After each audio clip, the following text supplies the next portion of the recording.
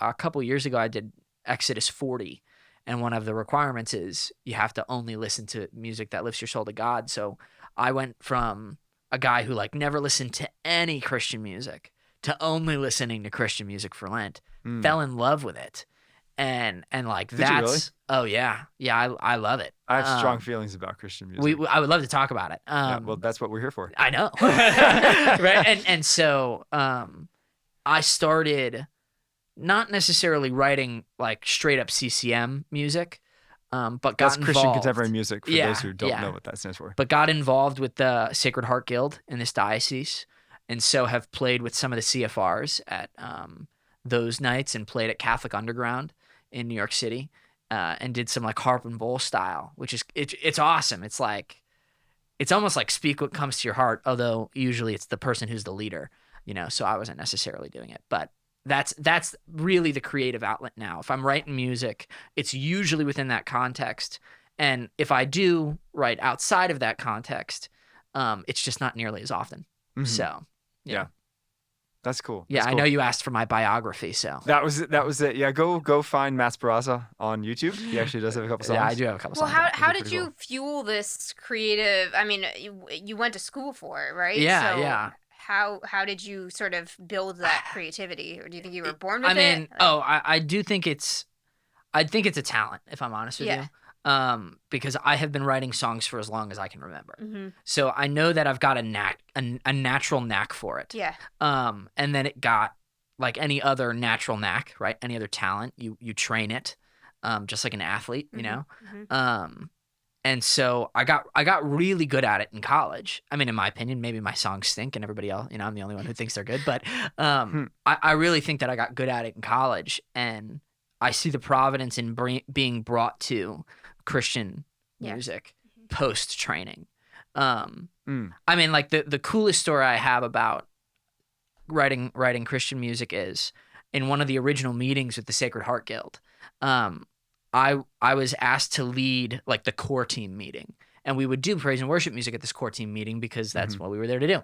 And there was a priest, actually he might have been a deacon at the time, Deacon Ferry, now Father Ferry, in our diocese, and he was going to give the reflection. And I was standing outside of the school we worked at during an off period, and was just like, I think I'm supposed to write a song about Mary. And so I jotted down these lyrics in like maybe 5 minutes, you know, and then went home and like spent 30 minutes, put it to a melody, and played that song at the core team meeting. And Father Ferry, you know, got up to speak and then told this story about like how Mary played this huge role in his call to his vocation, and how like that was what he had been planning to speak about that whole time. Wow. You know, and like we hadn't communicated, you know? So it was this moment of providence where I kind of was like, oh, maybe this is like there's the charism of music, you know? Yeah, So yeah. maybe there's a charism there. Well, may I share what was prophetically said of your wife? Yes, sure. She was prayed over by one of the CFRs, Yeah. right? Brother Damien? Damien, yeah. Brother Damien, who said that she has a voice that will bring others to confession. Yes. Have I And- ever told you what happened after that or no? Go ahead and share with our listeners. Yeah, so that happened like a 7-day period before that, before where this story is going. So a week before. And so Brother Damien prophesies over her. He prophesied over me and was like, you're going to be a foundation to lead people to take risks in music. And I was like, I have no idea what that means. You were so explicit with her. Yeah. But 1 week later, we ended up at St. Mary's in Ridgefield. And it was funny because we had kind of forgotten that Brother Damien had done this.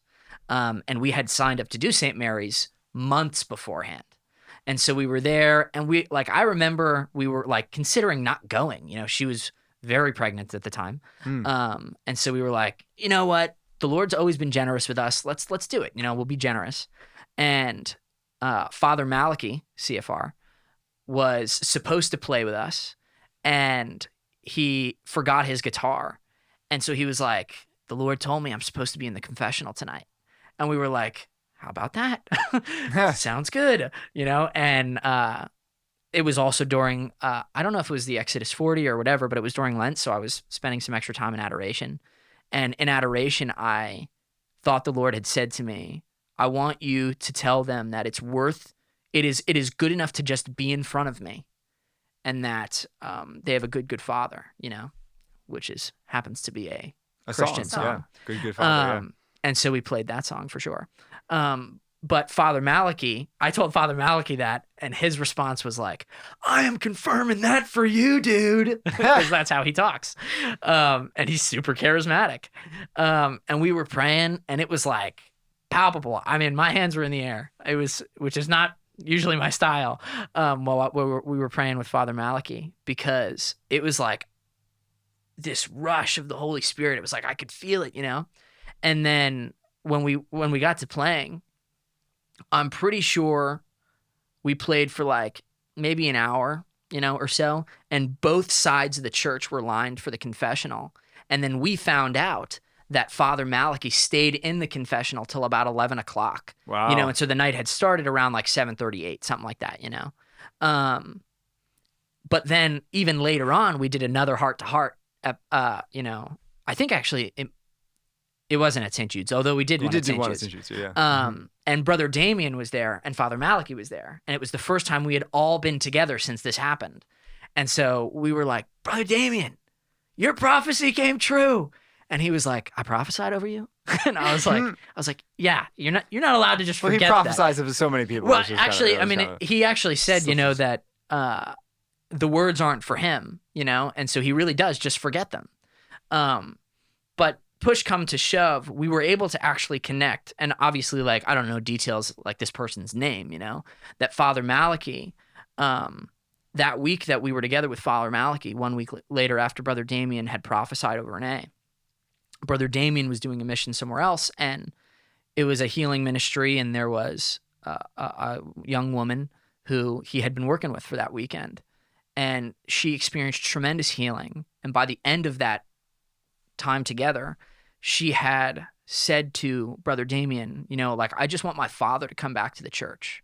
That's like what I really want. And at the end of that time together, she comes up to Brother Damien and is like, brother, you're never going to believe this. I just got a text from my friend that my dad went to this praise and worship night in this place called Ridgefield, Connecticut, and went to confession for the first time in 10 years. Wow. And we were like, no way. And the line that's always stuck with me from that story is that Brother Damien responded to this, providence, because I don't know what else to call it, with, if you ever forget that God's writing the story, you're out of your mind. Like, he writes straight with crooked lines.